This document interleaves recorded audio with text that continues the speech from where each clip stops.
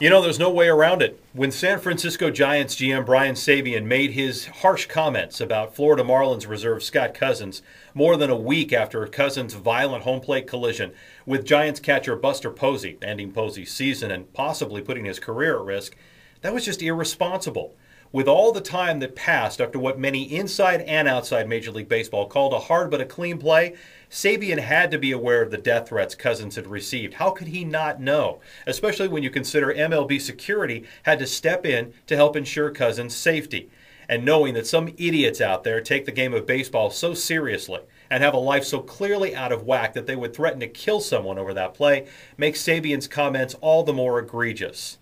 Okay, so if Sabean, as a high-level executive with a professional sports team, wants to express his anger and frustration over losing a key player behind closed doors, then so be it. If he and the Giants organization want to lobby Major League Baseball for a change in the rules to make Posey-like injuries less likely in the future, again, so be it. As a fan of the game, I would support that kind of rule change.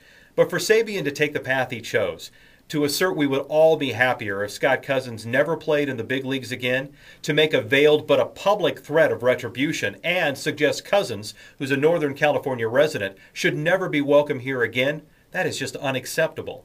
Sabean inappropriately used his platform, a widely listened to radio program, to fan the flames of an already dangerous fire. I mean, he shouldn't even need to look further than the season-opening tragedy in Los Angeles when one of his team's fans was brutally attacked in the parking lot of Dodger Stadium for wearing Giants colors to understand some people need very little prompting to do something really stupid. And let's not forget, too, kids of all ages who play this game from Little League all the way through college are watching and learning from what they see and hear in this case. I am convinced the Giants only issued a clarifying statement the day after Sabean's radio rant because MLB disciplinarian Joe Torre made a phone call to San Francisco. But the commissioner's office needs to go much further. Find the Giants if you like, but how about doing something a little bit outside of the box? Major League Baseball should require Sabean to issue a public apology. No, not to Cousins, because personally I don't think it would be sincere, but to you. Then the Giants organization should be required to engage in a public relations campaign to counter the added hatred created by Sabean's words. Have the Giants PR people work with their MLB counterparts to create TV and radio announcements and print ads similar to those used to sell tickets. The campaign should feature players, the manager, the owner, and certainly Sabean himself explaining why violence or even promoting same is not how civilized people behave. I mean, teams eject fans from their ballparks for a whole lot less than this.